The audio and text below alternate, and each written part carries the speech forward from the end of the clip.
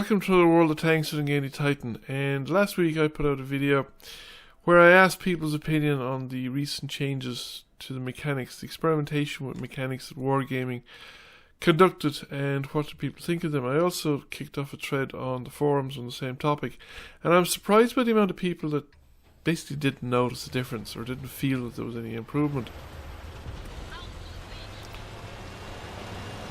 or were quite a lot of people were negative about it too. Now, I thought that I'd basically give my own view on the topic, and people are free to comment or argue about it, or with me, or about it in the comments if people want to. However, to get back to what I was going to say, the two parts of it. The first part they did a couple of weeks ago, where they had +1, -1 matchmaking, and I think I was playing the stock grinds of the various tanks that I was at the time, and by the time the second one came around I had gone beyond stock, but I hadn't quite reached the top packages on the various tanks. So I thought the +1, -1 matchmaking actually went very well, and I wouldn't really have any objections to it happening in the current game with any further changes. I do agree that it kind of takes away the epic game that one can have occasionally when playing at a bottom tier tank and you come out on top, particularly if you come out on top on a winning game, or if you can come out with such a glorious result that you can actually justifiably claim to have carried the game. There is a massive amount of ego boo to be gained from having such a game. However, I do think it'd be a worthwhile sacrifice to give that up to make things easier for the newer players and for the weaker players, because I do think it would have been one of the things that would have greatly aided player retention in the game. I do think, as far as I know, I remember reading somewhere that Tier 5 is the tier most new players drop out of World of Tanks. And that's completely understandable, because you can reach Tier 5 in a very short session of play. You reach Tier 5,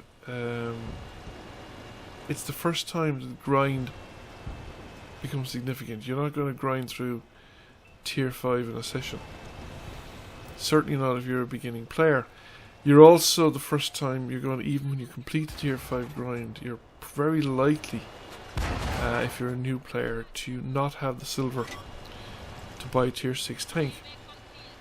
Tier 5 is going to be, and Tier 5 is also the first case where you're going to run into tanks, seriously run into tanks, where on a repeated basis, where with the 2-tier matchmaking, you'll find yourself feeling completely helpless when you're bottom tier.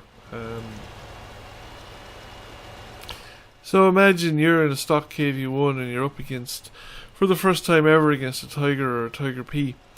I remember when I met them first, I didn't have much of a problem if I could shoot the lower front plate.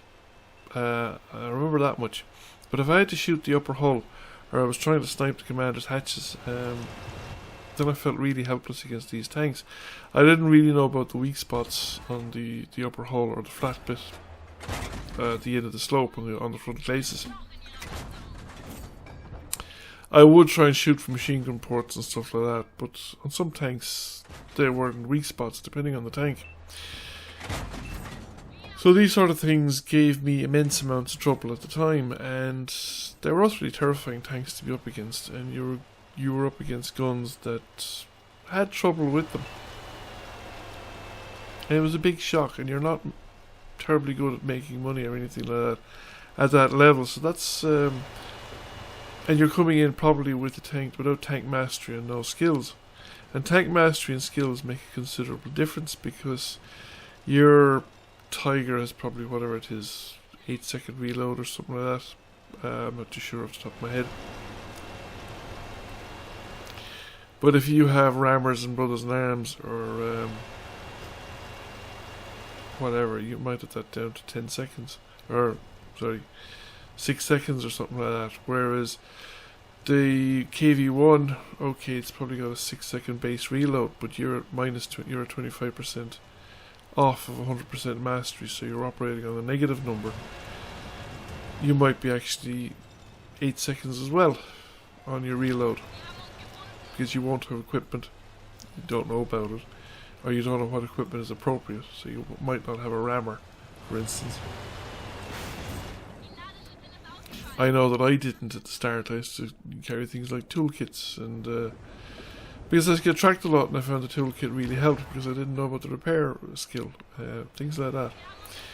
So your equipment layout is not necessarily optimal. You have no skills on the crew, and you're coming in against tanks that are 2 tier higher. It's a huge shock to the system.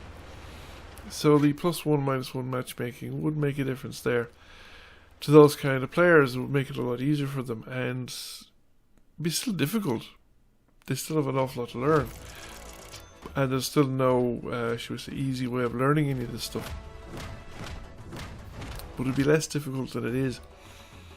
On the other hand, and it wouldn't really require any further changes to be made in the game. The only thing really is the problem with preferential matchmaking. Tanks are now no longer anything special. Because everybody's got plus or minus one matchmaking. The no RNG event, on the other hand, I think, I don't think that worked, to be honest with you. I don't think it was a positive, or it would be a positive development. I think it makes good tanks better and bad tanks worse, and it really nerfs the bottom tier tanks and boosts the top tier tanks, because if you're in a tank that already has poor penetration numbers and possibly struggles to penetrate enemy tanks, even with premium ammunition,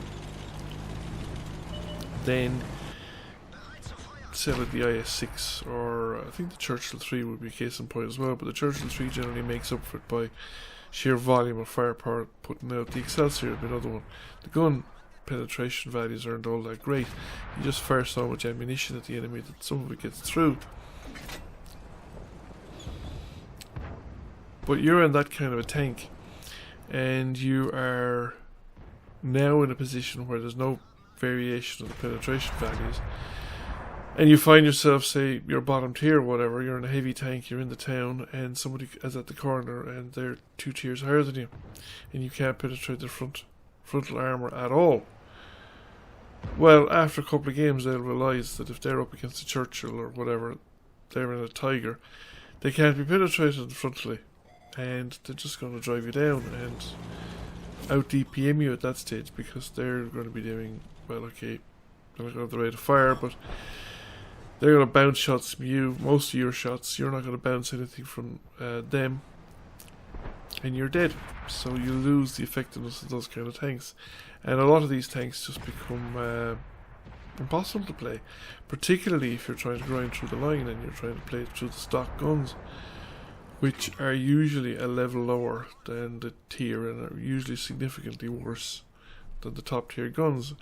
So particularly, say, for instance, the German heavies up to the Tiger line, all the stock variants of those tanks, all the way up, are practically useless until you get to the second last or the last package, or at least till you get to the final gun.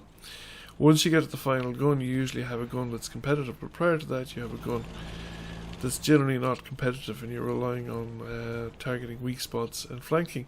And the thing is, targeting weak spots, the penetration values don't matter because the dispersion was the same. Now if they had tanks with reduced dispersion, that would be a massive change to the game, but at that stage it'd be a different kind of game altogether. But either way, I think any change to the RNG values or dispersion values or any of those kind of things would require complete rebalancing of all the tanks. I don't think it's a change that could be implemented on its own and still leave us with an interesting game. That said, it's really interesting that Wargaming are experimenting, although I wasn't a fan of the survey questions that I was asked after the no RNG event. I felt the questions were kind of guided towards a certain conclusion, and Well, generally I wanted to answer something other than what they'd offered as an option in almost all the questions they asked in the last survey. So I felt the survey didn't really reflect my my position with the options that it gave, or at least what basically it wasn't nuanced enough. It didn't allow for enough variation on the our options, a variation of options. So I'd love to see what they thought of it, or what their actual test results. Now the thing is some of the stuff that I would have liked to put down in the survey, they possibly already know from just the data they collected from the servers. But I do think they probably should have asked you what tanks or what you're doing. Were you playing premium tanks, or were you playing stock grinds or whatever during the actual survey? Although I suppose they could possibly look that up. They know the emails associated with the gamer tags, and they probably could survey that information themselves directly to find out what people were playing.